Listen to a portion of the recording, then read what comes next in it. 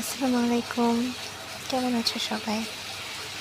আজকে আমি নুসাইবা নিয়ে চলে আসলাম একটা কিউট পান্ডা পেইন্টিং নিয়ে। যেখানে আমি কালার হিসেবে ইউজ করেছি হিমি ওয়াশ পেইন্ট।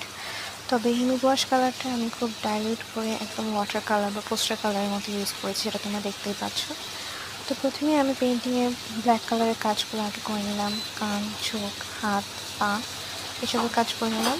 গায়ে হালকা ব্লাশের মতো দিয়েছি। এরপরে আমি সবুজ কালারের কাজটা করে নিচ্ছি। আশেপাশে বেশ কিছু পাতা দিয়েছি।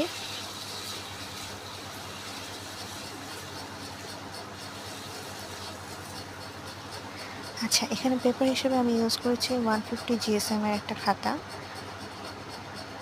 এটা আমি কিনেছিলাম নিউ মার্কেট থেকে।